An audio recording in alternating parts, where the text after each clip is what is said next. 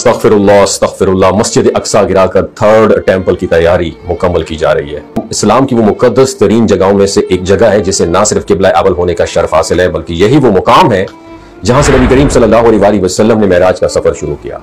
कुरान पाक में इस मस्जिद का जिक्र एक बाबरकत मुकाम के तौर पर किया गया है और अहादीस में इसकी फजीलत ऐसे बयान हुई है जो मुसलमानों के दिलों में हमेशा से इसके लिए खास मोहब्बत और एहतराम पैदा करती है। यरूशलेम में वाकई ये अजीम मस्जिद आज एक बार फिर खतरनाक साजिशों की जद में है।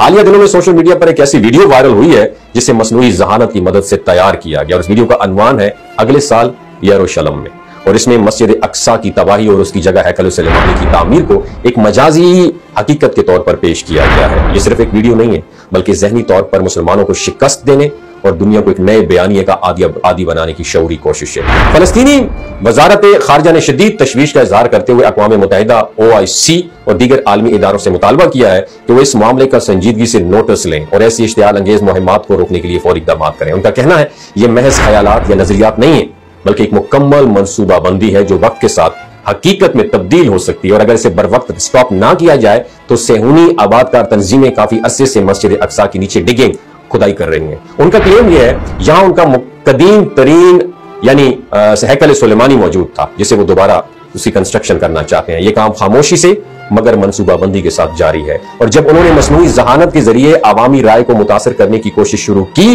तो ये बात साफ जाहिर होती है कि वो अपनी नजरियाती मुहिम को अमली शक्ल देने के बहुत करीब पहुंच चुके हैं। इस्लामी तालीमात में मस्जिद अक्सा को एक मरकजियत हासिल है।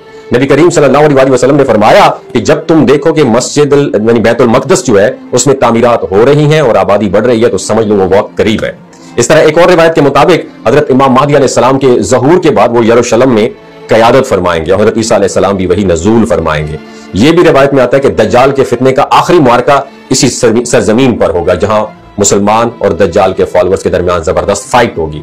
बाद रिवायात के मुताबिक दज्जाल शाम या फलस्तीन के किसी हिस्से से निकलेगा और मस्जिद अक्सा के अतराफ में उसकी सबसे बड़ी एक्टिविटीज परफॉर्म होंगी, और यही वो जगह होगी जहां हजरत ईसा अलैहिस्सलाम दज्जाल को कत्ल कर देंगे, और यही वो लम्हा होगा जब हक और बातिल का फैसला हो जाएगा। यहूदी अकायद के मुताबिक जिस थर्ड टेंपल की तामीर के मुंतजिर हैं वो मस्जिद अक्सा की जगह पर ही कायम किया जाना है। उनका मानना है जब उस टेंपल को मुकम्मल कर लेंगे तब उनका मसीहा दज्जाल आएगा, जो दर हकीकत दज्जाल है। मुसलमानों के नजदीक ये वो फितना है जिसे सबसे बड़ा फितना करार दिया गया और जिससे बचने की दुआएं खुद नबी करीम सल्लल्लाहु अलैहि वसल्लम ने हमें सिखाई हैं। अगर आज हमने उनकी खामोश कोशिशों को नजरअंदाज कर दिया तो कल ये कोशिशें हमारी आंखों के सामने एक हकीकत बनकर सामने आ सकती हैं, और तब अफसोस का कख भी फायदा नहीं होगा। ये वक्त है शऊर बेदार करने का, अपने लोगों को आगाह करने का, अपनी नस्लों को मस्जिद अक्सा की असल हैसियत से रूशनास करवाने का। हमें चाहिए हम सिर्फ रद्द अमल न दिखाएं बल्कि मुअस्सर इक़दामात करें अमली, सिफाती और अबलागी सतह पर। हमें चाहिए हम इस पैगाम को आम करें, और मस्जिद अक्सा सिर्फ फलस्तीन का मसला नहीं है,